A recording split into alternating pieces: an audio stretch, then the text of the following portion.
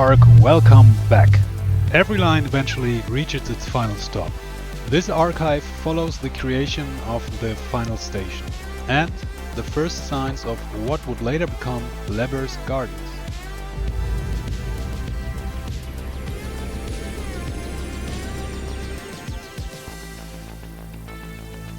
Originally, I planned to push the central line much deeper into the city. But the more Leber's Row evolved, the less that felt like the right destination. So the line ended here, creating space for something quieter to emerge alongside it.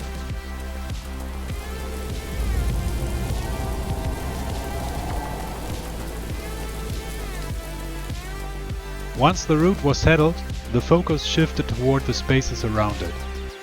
The surrounding walls revealed something I hadn't noticed at first. They created natural edges that were perfect for broader, lower structures. Instead of competing with the skyline, this part of the district could spread outward and develop its own identity.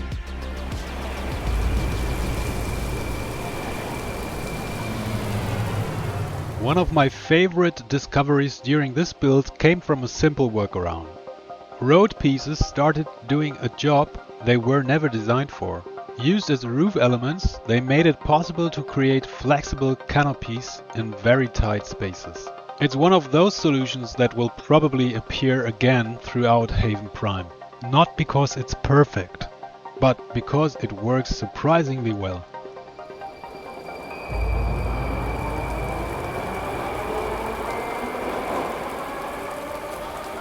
This is where the station finally began to feel real.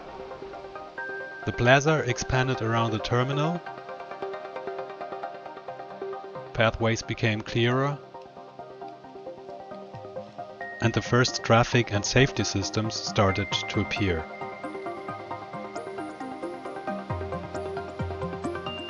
Details like barriers, light panels and transfer props helped establish a visual language for the space. I especially like how versatile the illuminated panels turned out to be.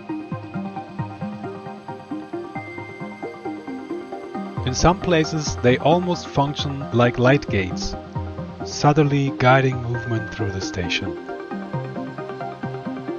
And of course, no major transit hub in Haven Prime seems complete without a shuttle-dock.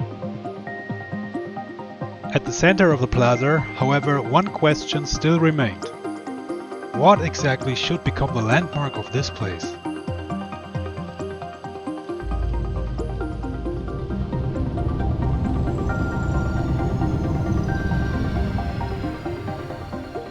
Even with all the infrastructure in place, something still felt missing.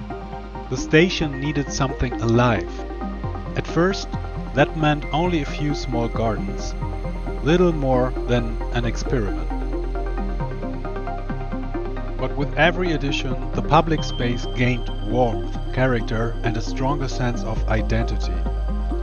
Over time, those gardens became one of the defining features of the district.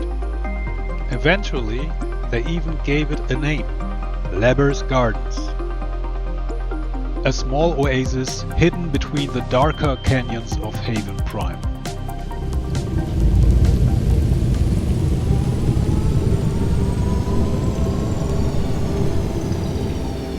By this stage, the station mostly needed refinement, more detail around the shuttle-dock.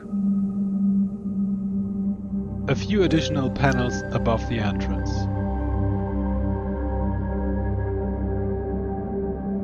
Small adjustments that helped the whole structure feel complete.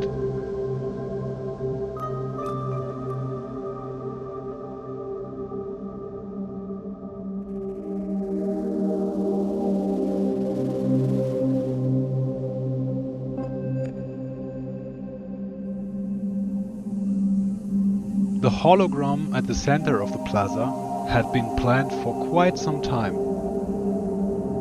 Once the garden theme became clear, the choice became obvious. A cherry blossom tree.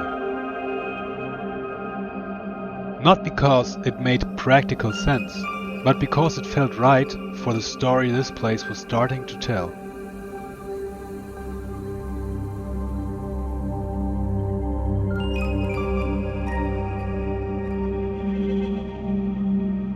Places grow into districts.